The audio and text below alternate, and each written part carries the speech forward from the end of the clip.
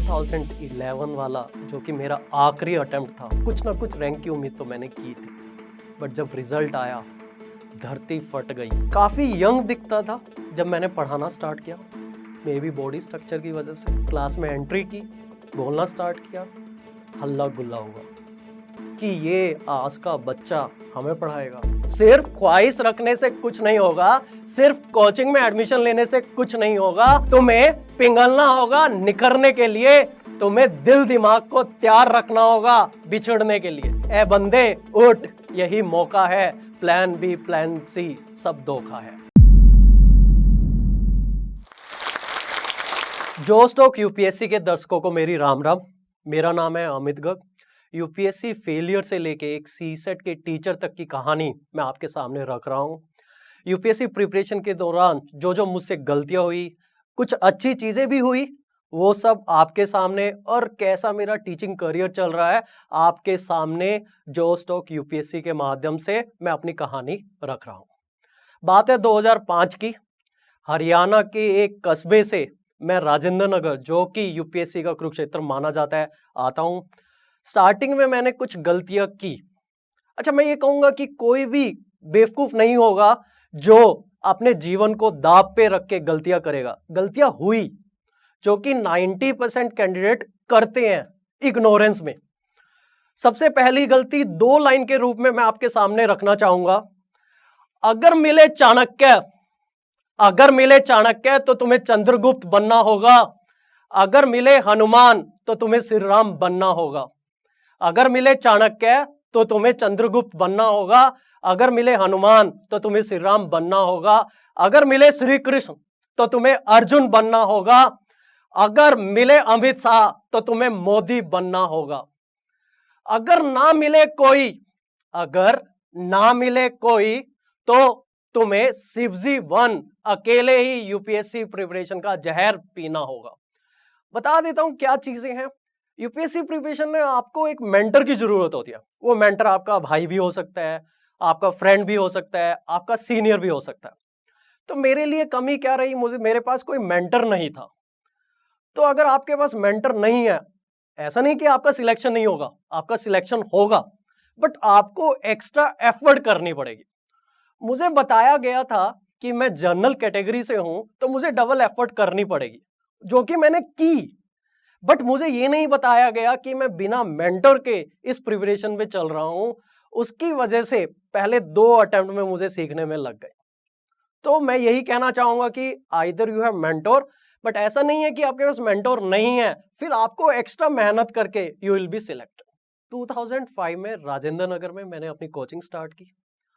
जैसा कि मैं एक छोटे कस्बे से, और वहाँ इंग्लिश मीडियम भी हिंदी मीडियम जैसा ही रहता था, तो मैंने अपनी तैयारी स्टार्ट की। तो मेरे लिए इंग्लिश मीडियम की क्लासेस ऐसा चल रहा था जैसे कि हॉलीवुड मूवी चल रही है। एंड उस कोचिंग में काफ़ी सारे टीचर्स साउथ इंडिया से भी थे, तो मुझे काफ़ी सारा स्ट्रगल हुआ उस टाइम। और मैं बताऊं कि मैं उस लेवल से स्टार्ट हुआ था जहाँ पे मुझे नेगोशिएशन का मीनिंग नहीं पता था, बट अंदर जज्बा था मेहनत करने का।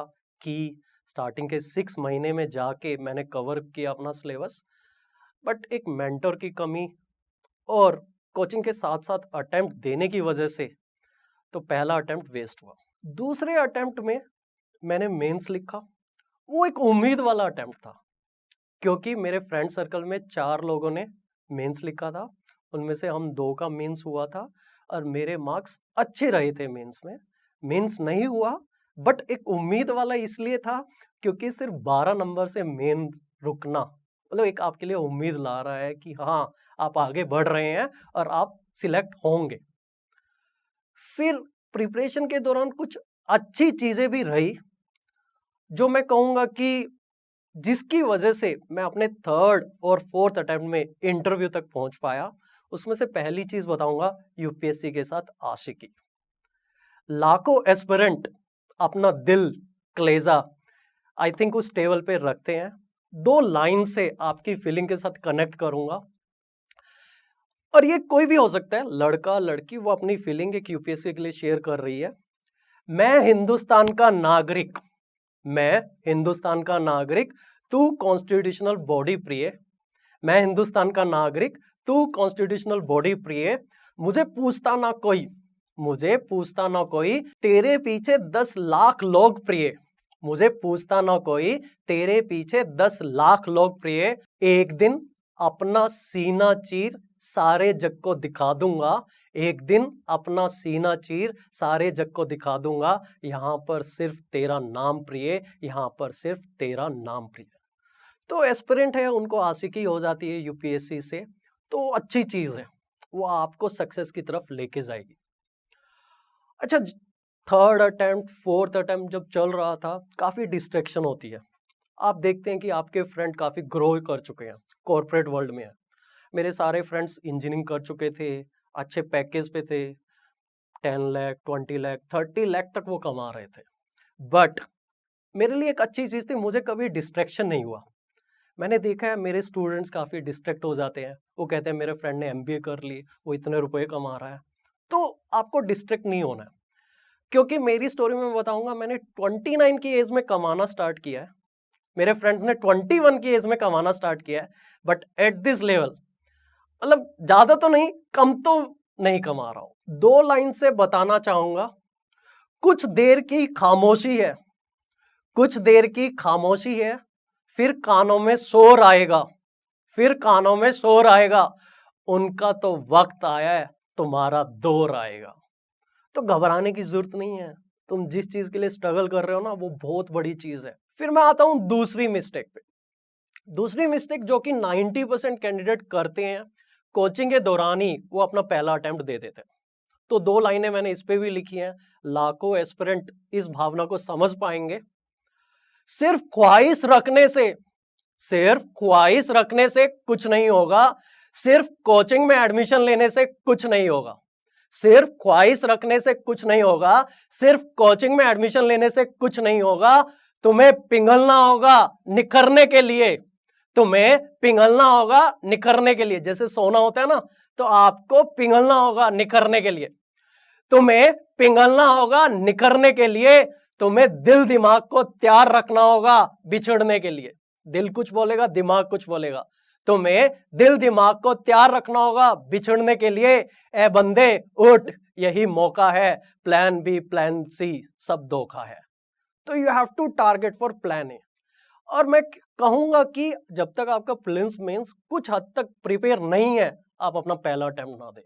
क्योंकि बंदे के साथ क्या हुआ, पहले 2 अटेम्प्ट तो सीखने सिखाने में चले गए, फिर नंगा नहाएगा क्या, निचोड़ेगा क्या। आगे एक चीज बताऊंगा, तैयारी के दौरान हुआ कि पढ़ाना स्टार्ट करूं, कंटेंट करना स्टार्ट करूं।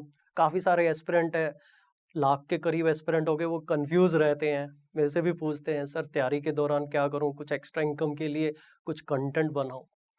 अगर आप डिजर्विंग कैंडिडेट है, कोई मजबूरी नहीं है, यूपीएससी में ब्रेक नहीं ले रहे हो, तो मैं कहूंगा इस चीजों को अवॉइड करो। कमाने के लिए सारी उम्र पड़ी है, ठीक है, आप यूपीएससी पे फोकस करो। मेरे जो रोल मॉडल रहे हैं लाइफ में, मेरे 2 रोल मॉडल रहे हैं, मेरे दादाजी एंड रविंद्रन सर। मैंने इन दोनों लोगों को 70 की एज पे भी 12-12 घंटे मेहनत करते देखा है। मेरे दादाजी ने क्या किया था, ध्यान से समझना। 10th के बाद मेरे फादर ने, हमारी कपड़े की दुकान हुआ करती थी, मुझे बोले कि दुकान पे आया कर, कुछ सीखेगा। बट मेरे दादाजी ग्रेजुएट भले ही नहीं थे, 5th पास थे, बट उनकी सोच आप देखिएगा। उन्होंने बोला बच्चे की कच्ची उम्र है, इसको अभी काम में मत डालो, इसको नया पैसा दिखेगा, ये ग्रो नहीं कर पाएगा। तो काफी लोग 10th के बाद कमाना स्टार्ट कर देते हैं, 12th के बाद। आप यूपीएससी प्रिपरेशन के दौरान सोचते हो कि मैं कुछ कमा लूं, भाई आप बड़ी चीज गवाओगे, आप उस पर फोकस करो। अगर मैं शायद आपको हेल्प कर पाऊं, अगर आपका कंफ्यूजन क्लियर हो इस बात से, ये मेरी तरफ से अच्छी चीजें थी। गलतियां भी हुई, कुछ अच्छा भी रहा। अगर ये अच्छा ना होता, शायद 2 बार इंटरव्यू ना दिया होता मैंने। 2009 वाला मीन्स और 2011 वाला मीन्स जो मुझे इंटरव्यू तक लेके गया, मेरे लिए बहुत इंपॉर्टेंट थे। बट 2011 वाला जो कि मेरा आखिरी अटेम्प्ट था, इंटरव्यू दिया, उम्मीद थी भले ही पहली 10 रैंक में ना कुछ आए, बट एटलीस्ट 1 रैंक की उम्मीद तो मैंने, कुछ ना कुछ रैंक की उम्मीद तो मैंने की थी। बट जब रिजल्ट आया, धरती फट गई, क्योंकि लास्ट अटेम्प्ट था, टेक्निकल डिग्री कुछ थी नहीं, सिर्फ बीकॉम किया था। और आंखों के आगे अंधेरा, सब कुछ जीरो। क्योंकि यूपीएससी की सबसे बड़ी कमी ये है कि आपने प्रीलिम्स क्लियर किया, मेंस क्लियर, अगर इंटरव्यू में रह गए आप फिर जीरो, स्क्वायर वन। बिल्कुल 6 महीना काफी दिक्कत के रहे। डिप्रेशन नहीं कहूंगा कि आया, आने वाला था, बट एक एटीट्यूड था हरियाणा वाला, उसने शायद वो डिप्रेशन नहीं आने दिया। रात में छत के ऊपर जो रूम रेंट पे लिया था, घूमता रहता था, सोचता रहता था क्या करना चाहिए लाइफ में अब। बट एक स्ट्रॉन्ग डिसीजन ने मेरी लाइफ बदली। मेरे फादर ने मुझे बोला घर वापिस आ, कुछ तेरे लिए काम करेंगे, दोबारा से लाइफ स्टार्ट कर। बट मैंने फादर से बोला मैं 10,000 रुपए की नौकरी कर लूंगा, वापिस नहीं आऊंगा। किया मैंने स्टार्ट, पहला बैच सीसेट का पढ़ाया मैंने। किसी कोचिंग के साथ पार्टनरशिप में पढ़ाया था, जिसमें कि मुझे 50% रेवेन्यू मिलना था। एडमिशन मात्र 4, तो 2 बच्चों के पैसे मुझे मिलने थे, उसमें से भी एक मेरा फ्रेंड।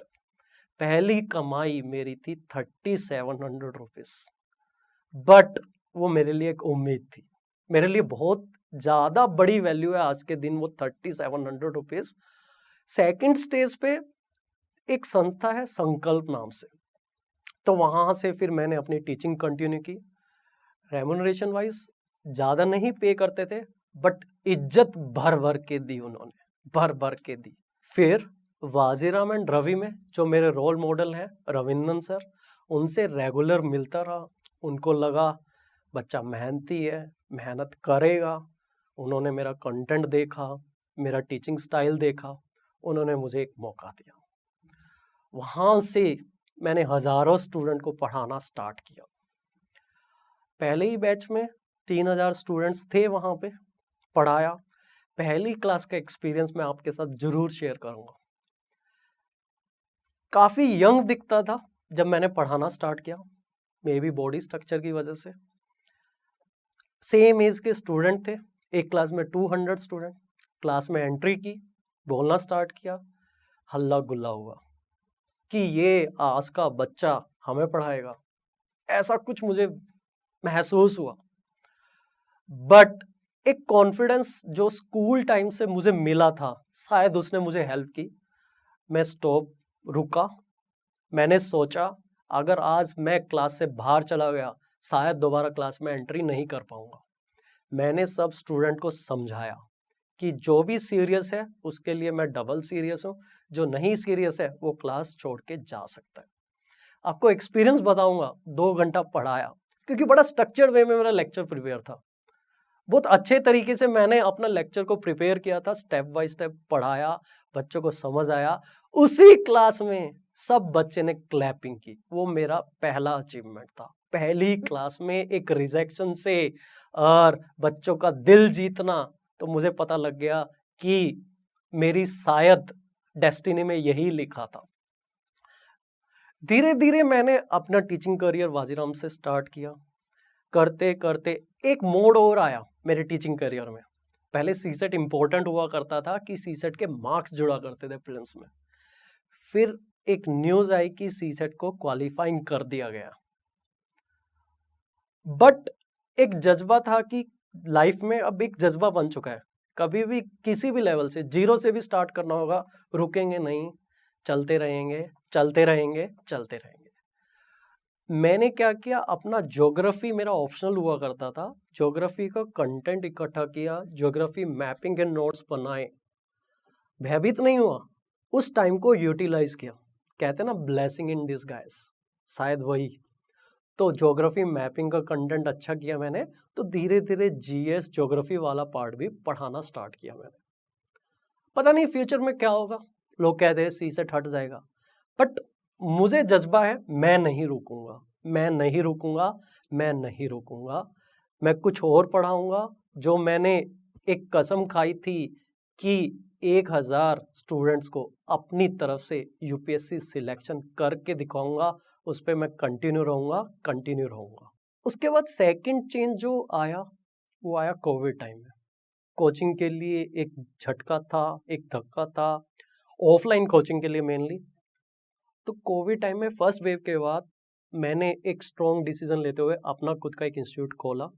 पहले बैच में 20, सिर्फ मात्र 20 एडमिशन थे, बट सेम चीज, नहीं रुकना है, नहीं रुकना है, नहीं रुकना है, तो स्ट्रगल किया। Within 2 year we are at good stage now.